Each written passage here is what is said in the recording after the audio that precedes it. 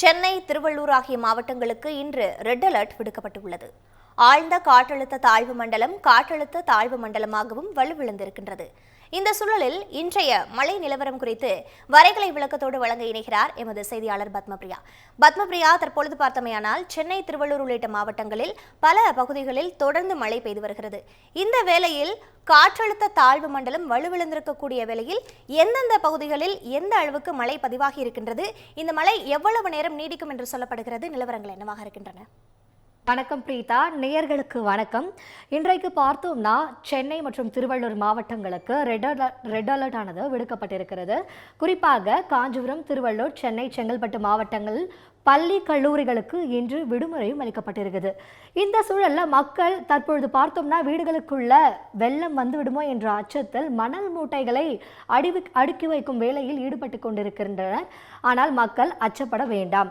2015 வந்த அளவுக்கு தற்பொழுதைய சூழல்ல வெள்ளம் வர வாய்ப்பே இல்லை. இந்த ரெட் அலர்ட் ஆனது இதற்காக விடப்பட்டிருக்கிறது. மழை பொழிவு எப்படி இருக்க போகிறது என்பதை தான் நாம் தற்பொழுது பார்க்க போகிறோம். முதலில் இந்த டிட்வா புயலானது, அதாவது ஆழ்ந்த காற்றழுத்த தாழ்வு மண்டலமாக வலுவிழந்த இது தற்பொழுது மேலும் காற்றழுத்த தாழ்வு மண்டலமாக வலுவிழந்து விட்டது. இது சென்னையில் இருந்து கிட்டத்தட்ட 40 கிலோமீட்டர் தொலைவிலையும் மணிக்கு 3 கிலோமீட்டர் என்ற வேகத்தில் மிகவும் மெதுவாக அந்த இடத்திலேயே நகர்ந்து கொண்டிருக்கிறது. எதற்காக இந்த காற்றழுத்த தாழ்வு மண்டலம் கடந்த 2 நாட்களாக கடற்கரையை விட்டு அகலாமல் இது அதே இடத்துல நிலை கொள்ளுதுன்னு பார்த்தோம்னா, இங்க இருக்கக்கூடிய வெஸ்டர்லி ட்ரஃப் என்று சொல்வார்கள், இந்த மேற்கத்திய தாழ்வு நிலை, இது என்ன பண்ணுது அப்படின்னா, இது நிலத்தை விட்டு அகன்று கடலுக்குள் அனுப்புகிறது. ஆனால் அங்கு இருக்கக்கூடிய இடையூறு, அதாவது சப்ட்ராபிக்கல் ரிட்ஜஸ் என்று சொல்வார்கள், அந்த உயர் அழுத்தம், அதுவும் ஒரு ஹை ப்ரெஷர் ஏரியா, அது இதை நிலத்திற்குள் தள்ளுகிறது. இப்படி இந்த 2 பக்கமும் இருக்கக்கூடிய இந்த நிலைகள் இதை 2 பக்கமும் நகர முடியாமல் தள்ளுகின்ற காரணத்தால் தான் இது கடந்த 2 நாட்களாகவே இந்த காற்றழுத்த தாழ்வு மண்டலம் நிலத்திற்கு அருகிலேயே நிலை கொள்கிறது. ஆனால் இன்று மாலை இந்த மேற்கத்திய தாழ்வு நிலையின் இன்டென்சிட்டி, அதாவது இதனுடைய தீவிரத்தன்மையானது குறைய போகிறது. அப்படி குறையும் பொழுது இது இன்று மாலை 6 மணி அளவில் மேற்கு திசையில் நகரப்போகுது. அப்படி மேற்கு திசையில் நகருது என்றாலே அது நிலத்தை அடைந்து கடற்கரையை கடக்க போகிறது என்று அர்த்தம். குறிப்பாக சென்னை மற்றும் மகாபலிபுரம் இடையில் இது கோவளத்தை மையமாக வைத்து இது இன்று இரவு 6 மணி முதல் கரையை கடக்கும் வேலையை தொடரப்போகிறது. 6 மணி முதல் இரவு 10 மணி வரையில் இது முழுமையாக கடற்கரையை கடந்து மேற்கு திசையில் நகர்ந்து சென்றுவிடும்.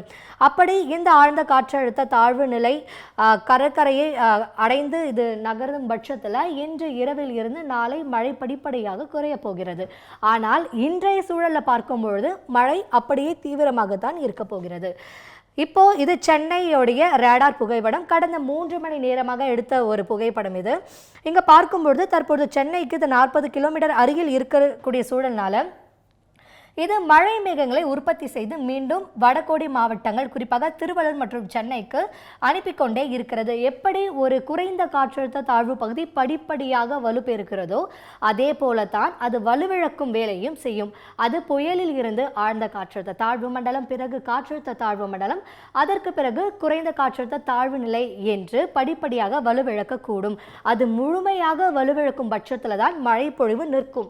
ஆனால் அது கொஞ்சம் கொஞ்சமாக வலுவிழக்கும் பட்சத்தில் அது தான் சேகரித்து வைத்திருக்கக்கூடிய மழை மேகங்களை கொஞ்சம் கொஞ்சமாக அனுப்பி கொண்டேதான் இருக்கும்.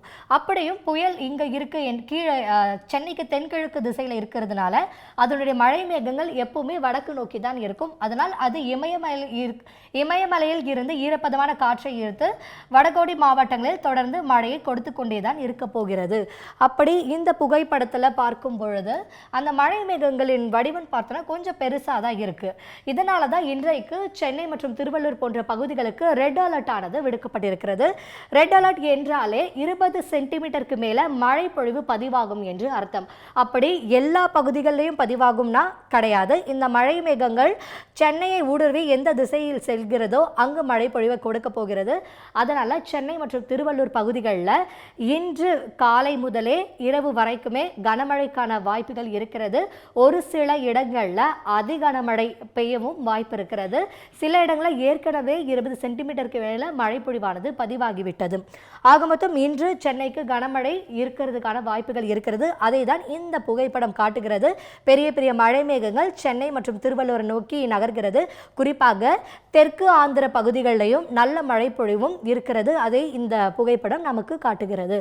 அடுத்து வரக்கூடிய நாட்களில் மழை பொழிவு எப்படி இருக்கும் அப்படின்னு இப்போ பார்க்கலாம்.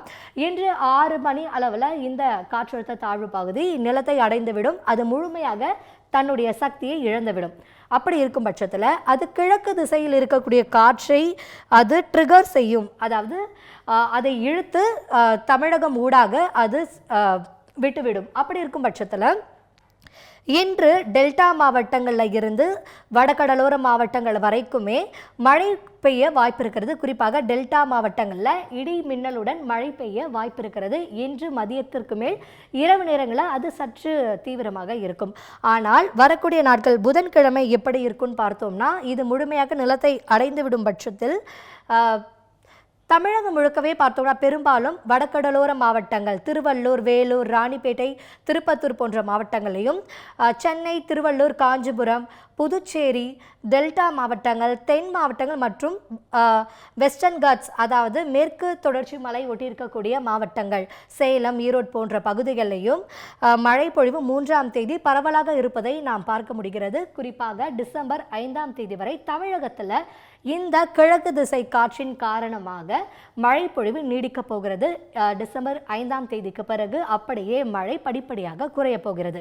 ஆக மொத்தம் இந்த குறைந்த காற்றழுத்த தாழ்வு பகுதி இன்று மாலை கரையை கடந்துவிடும். அதன் பிறகு டிசம்பர் 5ஆம் தேதி வரைக்குமே தமிழகத்தில் பெரும்பாலான மாவட்டங்களில் மிதமான மழை இருக்கும். தென் மாவட்டங்கள், தென் உள் மாவட்டங்கள், மேற்கு தொடர்ச்சி மாவட்டங்கள் மற்றும் மேற்கில் இருக்கக்கூடிய வேலூர், ராணிப்பேட்டை போன்ற மாவட்டங்களிலும் மிதமான மழை இருக்க போகிறது. அடுத்து டிசம்பர் 15ஆம் தேதி வரை இந்த வடகிழக்கு பருவமழையில் ஒரு தொய்வு இருக்க போகிறது. டிசம்பர் 15க்கு பிறகு வடகிழக்கு பருவமழையின் அரசன் என்று அழைக்கக்கூடிய மேடன் ஜூலியன் ஆசிலேஷன் MJO மீண்டும் இந்திய பெருங்கடலுக்கு வர இருக்கிறது. அப்படி வரும் பட்சத்தில் டிசம்பர் 15இல் இருந்து 25 தேதிக்கு உள்ள மீண்டும் காற்று சுழற்சியோ இல்லை புயலோ உருவாக வாய்ப்பு இருப்பதாக தனியார் வானிலை ஆய்வாளர்கள் தெரிவிக்கின்றனர். ஆனால் அதை நாம் தற்பொழுது அதை பற்றி கவலைப்பட வேண்டாம். இதுதான் இந்த காற்றழுத்த தாழ்வு பகுதி குறித்து தற்போது நமக்கு கிடைத்திருக்கக்கூடிய வானிலை நிலவரம். காற்றழுத்த தாழ்வு மண்டலம் இன்றைய தினம் வலுவிழந்திருக்கக்கூடிய வேளையில் தொடர்ந்து டிசம்பர் 5ஆம் தேதி வரைக்கும் இந்த மழைப்பொழிவு என்பது இருக்கும் என்று சொல்லப்படுகின்றது. இன்றைய மழை நிலவரம் குறித்தும் இதுக்கு அடுத்து வர இருக்கக்கூடிய மழை நிலவரங்கள் தொடர்பான விவரங்களை வழங்கியமைக்கு நன்றி Padmapriya. 13 years of trust, a revolution of gratitude, 100% assured appreciation. With gratitude, G-Square oda 13th year anniversary offer plot villa apartment எது புக் பண்ணாலும் 25 வருஷத்துக்கு பவர் இருக்கும். ஆனா EB bill இருக்காது. Up to 5 kilowatt solar panels with no additional cost ஓட கிடைக்கும். Zero EB revolution. To book, call 8939710009.